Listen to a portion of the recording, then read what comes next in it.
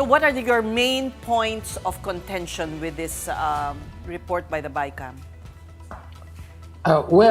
First of all, good evening to you all. Our no vote to the ratification will be based on, first, the basics. This 2026 budget will not, in fact, provide what our people need. So there will still be insufficient funding for education, for health, for housing, for support to agriculture. On the other hand, there is increased spending for the military, for the NTF-LCAC, for even an increase in confidential and intelligence funds.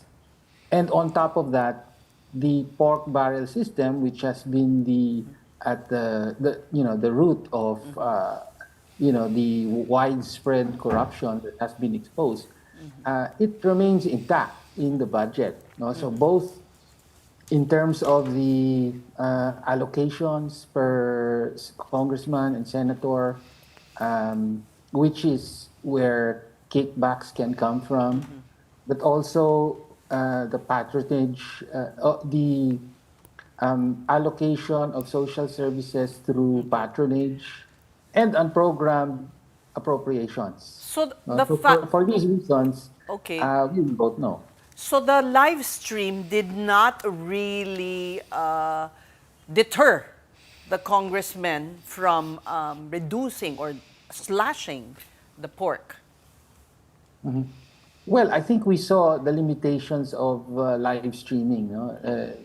In spite of the promise that it would be an open BICAM and it would be transparent, in fact, what we saw was that most of the talking was done behind closed doors.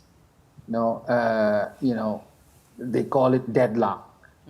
And then they'd be meeting and talking behind closed doors, and they would only turn on the cameras once agreements were reached. And we don't really have full disclosure on the details of,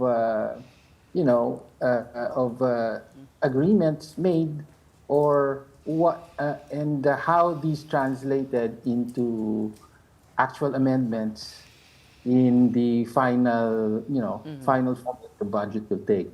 Now, so live streaming is not enough. I mean, we didn't really get a fully transparent process. For us to have full transparency, more work has to be done by the BICAM. They have to disclose to the public a full report of all that has been agreed upon, a full report of what changes will be made in a way that will be accessible to the public. Okay. Congressman, at this point, mukhang tapos na yung BICAM. They're already going to print the budget. That's going to be hefty, and it's going to go to the president. Are you and the Makabayan Bloc planning to lobby directly to the president? Like BBM, can you just veto it? Because he still has that, and we still have that. Well, as I pointed out earlier, we want the unprogrammed appropriations should be totally deleted. Confidential and intelligence, which was increased to something like 11 billion, I hear, shouldn't be there. Many other items should not be there, like the allocations, for infrastructure and so on. They should be vetoed by the president. But will the president actually veto this? That was a rhetorical question. No, the president would not veto this because it's also in the interest of Malacanang and the president to keep them in the budget, because these are a number of these are discretionary funds where the president and the executive branch has a big role in doling out the use of these funds. So hindi naman nila i-veto, in short. But Congressman, in the event that this budget, as it is, passes, what will be your next step?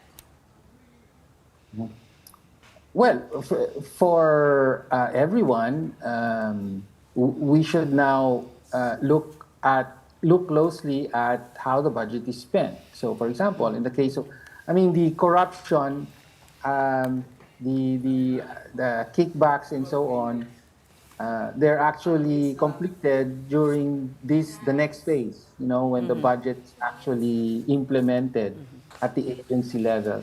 So, So more vigilance, more okay, vigilance, more not just vigilance in that from case. the Makabayan bloc, but from the public.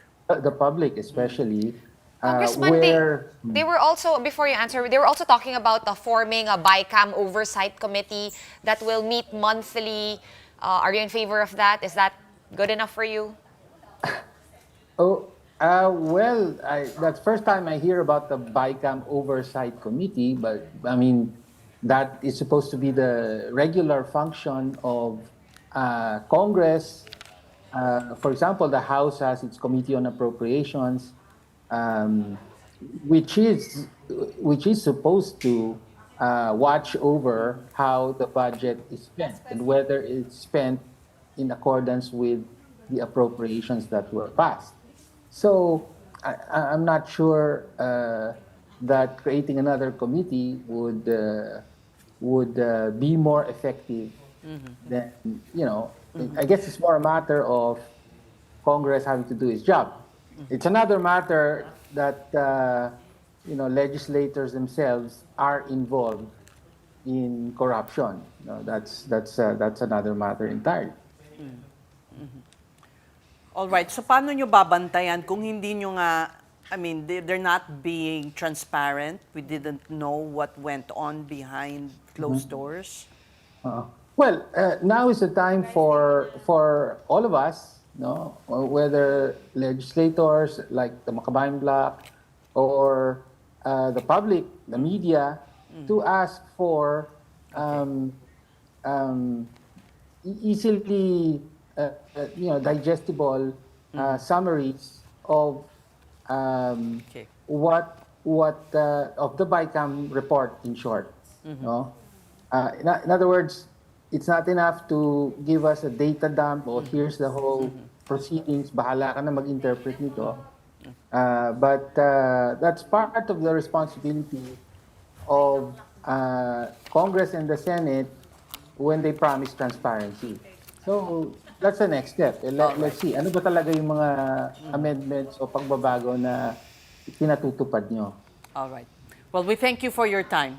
Congressman Tinio, talking to us, Deputy Minority Leader and ACT Teachers Party List.